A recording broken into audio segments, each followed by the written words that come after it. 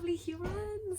This is Riki from rikilikemagic, and Chibi says hi. Yeah, I'm a singer. Welcome to a new segment of my channel. I wanted to do this for a while where I read your comments about the discussions we're having under my breakdown videos. But first, coronavirus update. Yay! I have lost a lot of work. I am at least 2 weeks out of work, potentially longer, probably longer. So this is a request with no pressure whatsoever, as I know we're all in the same boat. But if you have any $3 to spare a month, I have a Patreon page, and you also get to request what I watch K-pop wise on that Patreon page. It'll be in the description box below. Because I don't get paid for the breakdown videos I make. Copyright is a very, very, very clever machine now. So every time I upload, it's either shared or it's ineligible, and most of the time it's ineligible. Just to let you know that, because maybe you don't know that I am not being paid for making those YouTube videos, and the hours of editing are many, many, because I'm not an editor. So if you can give back in any way, I would be most grateful, but also absolutely no pressure, because this is an extraordinary time and I understand if you don't have a lot to give. Like me. This is my way of giving. So let's get started. So if you did not see my breakdown of BTS's Black Swan from a dancer's perspective, I'm putting it up here, woo. And this video is reading your comments from under that video. So yeah, I just thought that we all deserve airtime, and I could only choose a few comments, and pretty much they were chosen at random because you all said such amazing things that I was like, I can't pick. So yeah, I just wanted to share your voice because I'm not an authority on dance, so I wanted to do this. And I wanted to do this for a while, but I just don't have the time, and now I have more time. So yeah, I think it's gonna be cool. Let me know if it's not cool and I'll rethink this. I just loved some of the stuff you said, and I'm really excited to share that. So I'd like to make a video like this after every breakdown video. I mean, time permitting. It may not be every time, but I'll try and do my best. Secondly, I want to say thank you. Like, thank you so much for how generous and kind you were during my video when I said very honest, critical things about the choreography. And we live in quite a cancel culture time, and I was genuinely afraid to share what I actually thought. But I also, the people in my life I admire the most are the most honest people. Whether you like their honesty or not, I really admire how they were honest. So I want to be like those people, and I think there's a way of being kind and honest at the same time, and I will never be unkind, but it's so important to me to actually say what I see rather than faking passion that I wouldn't have had. And Black Swan was voted on my Patreon, and I was so nervous to talk about it, and you guys were so gracious and so like mature that we could have a conversation about it, which, if I'm honest, I don't see a lot in the K-pop world. So I'm so floored by you. You're the coolest, lovely humans. Like, thank you so much. I really thought I couldn't speak my mind without being punished, and the fact that you showed the exact opposite of that was actually really healing for me, because I'm a very nervous person and the internet really scares me. But I want to share my love of things, just like a lot of people on YouTube that I'm really passionate about. So I try my best, but this was really like, I can do this. I can connect with people while still being myself. And you have no idea how thankful I am for that. So thank you so much. So let's move on. I'm going to try this format first. I'm going to speak generally, so like the general consensus of what I felt was most general in the comment section under Black Swan, under my breakdown. And then I'm going to pick out specific outlying comments that I thought were really interesting that we can kind of talk about. If that structure doesn't work, you know, keep feedbacking to me in the comments about how you'd kind of like this segment to work. I feel like a news broadcaster, my segment. So overall, the general things that were coming up regularly in the comments was that a lot of you agreed with what I said about the drop in energy or the lack of energy or the subunits and the duos and trios felt less than to you, which I thought was really interesting because I really didn't think anyone would agree with me. We kind of live in an echo chamber of how amazing BTS is, and they are absolutely phenomenal. But it was really great that I wasn't alone in maybe thinking that there was a lack of energy in those sections. But then another general thing that came up was that that particular part may have been made for the reason that it was matching the lyrics. So there's a lot of shadow talk, that J-Hope was Suga's shadow. There was a lot of metaphor in the song that you guys were explaining may have been the choices in the choreography because it was a metaphorical representation for the choreography. There was also a lot of people thinking that they maybe needed to run off for breathing time or for their own time or to rest and things like that. And then very kindly as well, a lot of people who agreed with me were saying that the way that I was speaking helped give them a voice for what they didn't know how to articulate. And I just want to say like a big thank you. That's kind of a reason why I'm really passionate about doing this, is that I think people think that they're not smart about dance, but it's just that you don't have the language. How do we get better at something? It's just to practice. So I hope that like this helps you learn how to defend your own argument or learn how to talk about like really articulately what you like about things, because that made me so happy, because I watch a lot of things that help me realize my own thoughts about things, and to be that for you is just such a privilege. So thank you so much.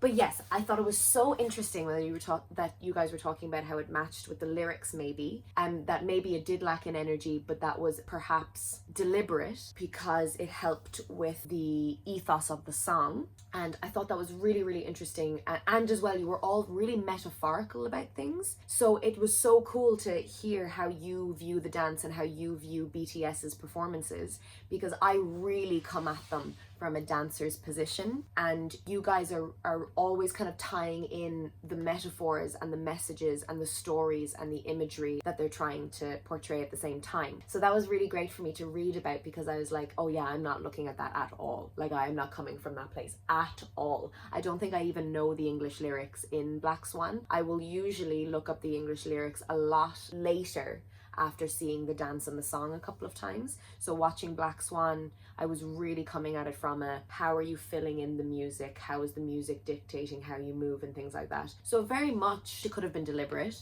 Very much it could have tried to match like their conflict between their shadow and their white and their black swan and things like that. But I am going to continue to maybe disagree a little bit and say that I still thought it could have been done far more tastefully. I think you can do something like that with still giving them clear movement choices to do. Oh, and then I did read a couple of comments saying that they were working on other much bigger performances like On at the time, and I thought that was a very good point, and that maybe Black Swan suffered a little bit because they had a bigger production and more things to be doing as well. And that's something that I actually want to talk about at the end of this video too. So my first comment I'm going to read out is by Burning Shadows, akin to what we were talking about with the metaphors and matching of the lyrics. I'm gonna put them up here or here. Some of them will have names and some of them won't, because I'm technologically deficient, but I'll get better at this. And if you can, because I take like parts of the comments and things and I don't quite know what I'm doing. But Burning Shadows had a essay, but it was a wonderful like journey of their thoughts throughout the song. And then at the end, I just thought it was really interesting kind of seeing into their own perspective. They said, I really felt like they were calling back to fake love in the beginning and in the end. And I totally understand you not liking certain parts, but for me it felt more like there was this dissonance they were fighting throughout the choreography. Like within the choreography, it was showing that struggle of them losing their love for music and them struggling to get it back. Also struggling with parts of themselves they dislike, don't want to have, that subconscious part of themselves that they don't want others to see, but also the part of themselves they don't want to face, but are being forced to because that part of them is what may possibly be making them struggle with their love of music, dancing, etc. Based off of the song lyrics, the translation, and the quote from Martha Graham. Good old Martha Graham. Class, just so class. I fully hear that. I really don't look at dance this way. And it's so interesting that so many of you do, because I think in my own training, we've been encouraged to kind of abstract a message away. Like dance, in my opinion, and I've been trained this way to look at dance, that it should be able to stand by itself. And I don't mind if I get abstract feelings from it. So I don't mind if there's not a clear narrative and that like that arm must mean this. Like ballet is quite literal. Ballet, there's a lot of dance vocabulary that mean very specific things, but in contemporary dance and in hip hop a bit, but you're dancing to music, so the music has the message. There's an abstraction that's perfectly fine. So you're just able to have this, there's just a lot more space for you to decide what the dance is about. And sometimes you don't even need to have like full sentences about what the dance is about. You just come away with thoughts and feelings and ideas, and that's how I view dance. That's how I've been trained to view dance. So it's so interesting that you guys are looking for clear narratives. A lot of you, I won't put you all in the same basket. That's really cool because BTS like do offer a lot of very clear metaphors, and I'm just not looking at it that way. So it's so interesting, like all the different ways we could look at it. Then another general thing that came out of the comments is, again, it's just me telling you that you're amazing, because it was just that like so many of you said that my subjective opinion is welcome. That's so nice, because that's not the internet we live on. Like, that's so nice. I just really appreciate it. Like, a lot of you disagreed with what I said, but in such a kind way, and you were just as honest and clear and very well presented in your own arguments, and I just think that's such a wonderful, like, I want the world to be like that. I want the whole world to be like that. You present things and kindly receive other constructive places and perspectives, and we just kind of go, okay, cool, nice, thanks a million, and moving on. So with that in mind, I want to bring up Kristen Santa Maria and their comment, because she says something really pertinent, I think. She says, don't apologize for your opinion. It's yours to have and share. We won't learn anything from someone who just tells us it was wonderful when maybe it wasn't. And I just thought that was such a great point to make, because that's exactly what I believe, is that how are you going to learn anything if we all just agree? It's quite a boring world to live in if we all just agree on the same things, because otherwise there's not this color spectrum that we can make together where people see all of these different cases. And your opinion doesn't have to change. It just doesn't have to be threatened either by someone else's disagreement. So I really love that. And then another thing that my friend said a while ago was she actually really likes when people are negative online, when people are constructively critical online, because if she completely disagrees with them, it actually helps her to strengthen her own arguments even more. That she's just like, oh, well, if they're saying that about it, I like it because of this, this, and this. It helps her realize why she likes something so much and things like that. And I was just like, that's a great way to look at it as well, is that watching someone debunk something or constructively critique something actually can help you realize why you like something so much. So thank you, Kristen. And then, do you like my laptop? Do you like the sticker on my laptop? Do you know where it's from? Yes, you do. I'm sure you do.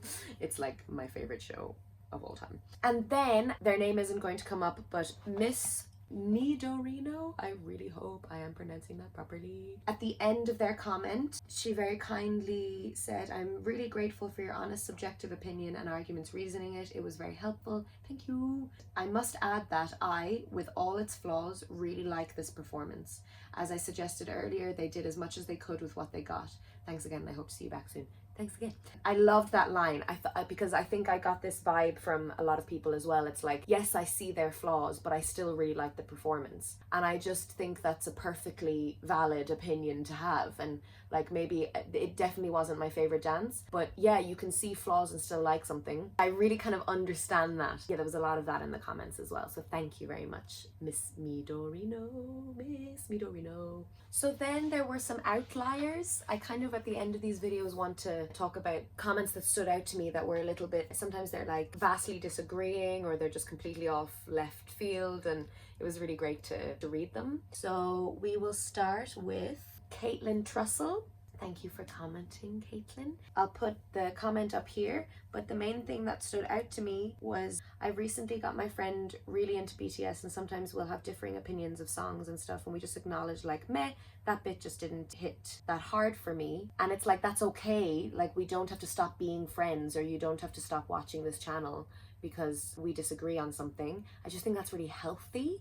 So that was really cool to read. And then, this is just so poignant to me, I start to feel guilty about not loving every single thing they put out, because I know they work so hard, but it's okay, because things I don't like, I know someone else probably loves, and I can put my energy into loving the things I do. Like, round of applause. That's so on the money. So many people, I had this feeling that they were feeling guilty or weird. They have to think that BTS is perfect all the time. That is not possible or normal. There are things you don't have to enjoy, and that still means you're a fan. And then feeling guilty about not loving everything is really strange. But I understand. And then it's like, but if you really think about it, it's like, it's not logical because they're human. They've most likely changed your life, and they have changed my life, but they're human. Let's all just love what we love, exactly, and put the energy into what we love. So thank you, Kaitlyn. Then Ebony71 wrote such an interesting comment that I really want to talk about because I loved it. I will read probably the full thing, so strap in. I think this is just the difference of you looking at them as a dance company instead of a music group who dances. Your priority is dance, and that isn't fully BTS's priority. They have many more aspects to consider when working with choreo that a straight up dance group wouldn't. You want a full dance performance, and that isn't what this is. This is a song with dance. They are using dance positions to support lyrics, which is more important for them in places than focusing on the music. The splitting is the member talking to about their shadows, is a personal conversation, which is why 5 members leave. Again, a place where the lyrics are more important than the music. Yes, the way they returned after Suga and Hobie section was meant to look like swans, and again that focuses on the theme of the song rather than the music. Plus they are singers, they need rest spots so they can breathe. They learned from the fake Love Idol performance year that 2 heavily intensive dances does more harm than good. That was the year of minor injuries and exhaustion. What they learned after that is 1 intensive song and a lighter one, Boy With Love and Dionysius. A lighter choreo number and a physically demanding one, a pairing that saw them faring better health-wise than the year before. So while as a dancer you see places where more dancing could be done or done differently, you have to remember that BTS has more things to consider when choosing and adapting a choreo for songs, expression of lyrics, musicality, etc. So while your criticisms and opinions are completely valid, I think there are things we aren't privy to that help to form BTS's choreo into what they need them to be. I enjoyed this vid, Riki. Thank you, Ebony71. Class. So I fully hear that. Yes, they have had many the year of like crazy exhaustion and intense problems health-wise because of their standard that they push for. And then the more, I feel, the more famous they get, the more they have to do and the less rehearsal time they have. So then something has to give, something has to give.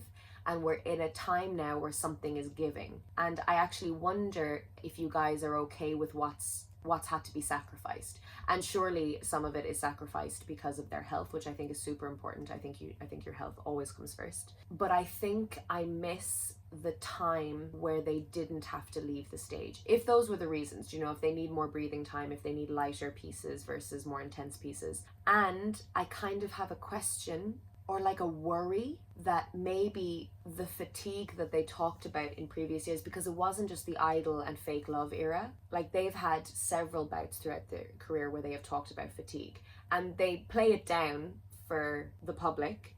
But if that's really the case, that will really take a toll on you long term.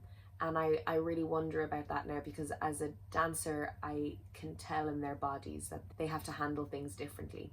So I am most definitely living in the past of like danger and fire and dope and these possibilities. And I wonder if those possibilities aren't there anymore. So your comment is totally heard and very well presented. And I would disagree that I'm looking at them like a dance company. I'm looking at them like the BTS I was watching in 2016, and they just may not be that band anymore. And that's okay, because you have to take care of yourself. So thank you so much, and tell me what you think, guys. Thanks so much. Now, moving on to lighter things. Oh yes, we have Isa, who wrote, "You picked up on the hand thing that Suga does, yay!" Literally no one else who's reacted as a dancer has mentioned it, which I thought was super odd, and it bugged me the moment I saw it because it made me recoil a little when I watched it on the first live performance on James Corden. Totally, it bothers me. I have such a pet peeve about not using the palm of your hand. I talk to my students about it all the time because we kind of don't want to be fully there with a person when we're first learning how to dance, and that's the entire point. But I really think it's a cultural thing, because Koreans don't, shake hands. They don't use their hands in a sort of tactile connection moment with other people. They bow and things like that. So, but actually then someone else in the comments of Black Swan actually said that hand holding maybe have been done on purpose in order to signify awkwardness and like pulling away from your shadow as well. You never know. But yeah, I fully feel you there. Thank you so much. And then Casey Carson said, gosh, I'm sure it must have been terrifying uploading a less than favourable review, but I think a necessary part of being a fan is realising and coming to terms with the fact that you probably won't like everything they do. I hope the comments will continue to be as understanding, and as always, I appreciate your attention to detail and honesty. What a wonderful comment. Thank you, Casey. Casey, thank you so much. I was really scared. I had scheduled it and I was teaching a class at 5 and it was going to be up at 5 and my body just fully reacted. I was so nervous and I was like, why am I so nervous? I'm just riddled with anxiety, and my body knew that it was coming up to 5 o'clock and I was scared, and you guys fully proved me wrong, and for that I am forever grateful.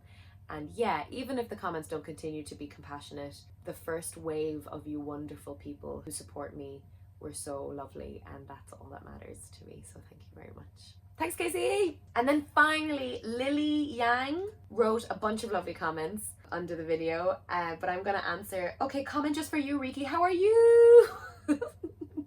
It's been a long while since I've been in the sharing circle. I'm quite curious what you're up to now. I, for one, have been accepted and started my first semester of a nursing program.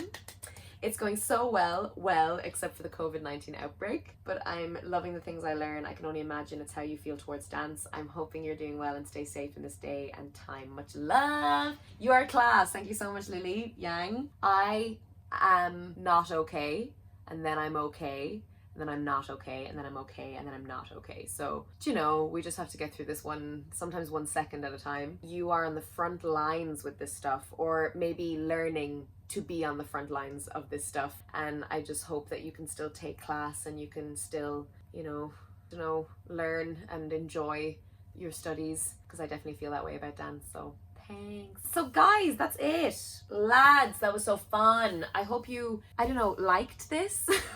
I do hope you liked this, but I wondered, you know, is this something that you'd like to see more of? Is this something, I don't know, I think your voices deserve a bit of a shout out. I really want to promote good, constructive debate and exchange and conversation, like living in the grey area of life. Things aren't black and white. They are not. And we live in such a black and white extreme culture, and that's just not what life is. I just wanted to share what you see, because even though a lot of you aren't dancers, you see things and notice things, and I think if we took dance more seriously, it would be valued more. That's kind of my jam. I'd love if dance was valued more. So let me know if you'd like to see more of this. If you enjoyed this video, you can like, you can subscribe, you can ring the little bell that gives you all the notifications, you can share it with your friends, and you can follow me on Instagram and Facebook. Remember, you are who you choose to be, and you're part of something bigger and deeper than yourself. And Shippy says bye. Oh yeah, oh Shippy says bye. Yeah. Oh, and support me on Patreon.